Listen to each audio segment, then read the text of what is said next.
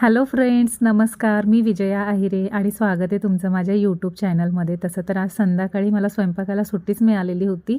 सकाळच्या 2 पोळ्या होत्या, मग म्हणून मी माझ्यासाठी फक्त थोडीशी डाळीचे वडे असतात ना, त्यांची भाजी केली.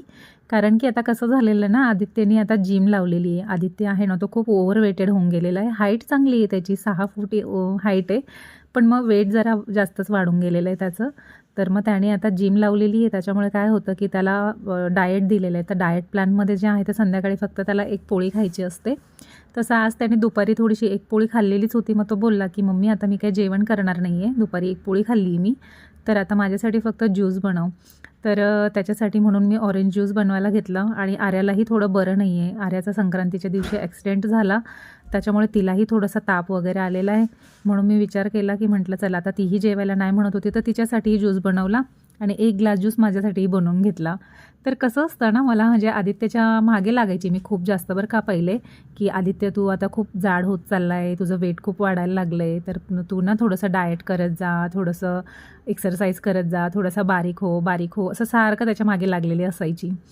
आणि आता तो थोडासा बघा ना, म्हणजे आता त्याला 12वी येते, त्याची संपेल पुढच्या महिन्यामध्ये, आणि त्याला स्वतःलाच असं वाटायला लागलं की मी आता डिग्रीला जाईन, बाहेर एज्युकेशनसाठी जाईन. तर तेव्हा असं नको व्हायला की मी एवढा ओव्हरवेटेड आहे, तर माझी थोडी पर्सनॅलिटी मी बनवली पाहिजे, थोडंसं हेल्थकडे लक्ष दिलं पाहिजे. आता हे स्वतः त्यालाच असं वाटायला लागलं. कसं असतं ना, मुलं मोठी व्हायला लागली की आपोआपच त्यांना सगळ्या गोष्टी म्हणजे वाटायला लागल्यात. याचं पण फार कौतुक वाटतं की त्यांनी स्वतःच मनावर घेतलं की मी आता डाएट करणार आहे, किंवा मी आता बारीक होणार आहे, किंवा मी वेट थोडं कमी करणार आहे. ह्या सगळ्या गोष्टी त्यांनी मनावर घेतल्या, हे खूप भारी वाटलं.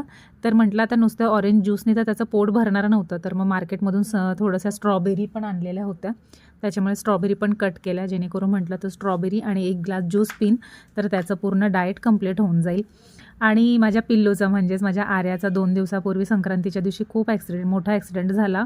तर ती सिग्नलवर होती आणि 2 मुलांनी डायरेक्टली तिच्या गाडीला ठोकून दिलं, म्हणजे सिग्नल तोडला त्यांनी, आणि त्याच्यामध्ये तिला खूप लागून गेलं. तिचे 2 गुडघे ठेचले गेले, त्याच्यानंतर तिच्या बोटांमध्ये पण जखमा झाल्या, आणि कमरेला पण मुक्का मार लागला. आणि त्या दिवशी खरं सांगते, मला इतकं रडायला आलं ना आर्याला बघून. ते पायाचं रक्त वगैरे येत होतं तिच्या. म्हणजे माझी मुलं तसं बघायला गेलं तर आता तेच सर्व काही आहेत माझ्यासाठी, किंवा एका आईसाठी मुलांबद्दल ती खूपच जास्त पॉझिटिव्ह असते असं म्हणता येईल. आधीच आयुष्यात एवढी दुःख बघितलेली असतात ना, की मुलांना थोडं जरी काही झालं ना, तरी विचारांचं चक्र असं वादळ नुसतं डोक्यात फिरायला लागून जातं. असं विचार करत होती की तिला जर डोक्याला मार लागला असता, तर काही कमी जास्त झालं असतं तर, म्हणजे याच्यामुळे अजून जास्त रडायला येत होतं. पण खरं तर देवाच्या कृपेने तिचं थोडक्यात थोडं लागलं आणि बचावलं सगळ्या गोष्टी, ते चांगली गोष्ट झाली. तर माझा जो व्हिडिओ तुम्हाला आवडत असेल ना, तर माझ्या चॅनलला लाईक, शेअर, सबस्क्राईब करा, आणि माझे सगळे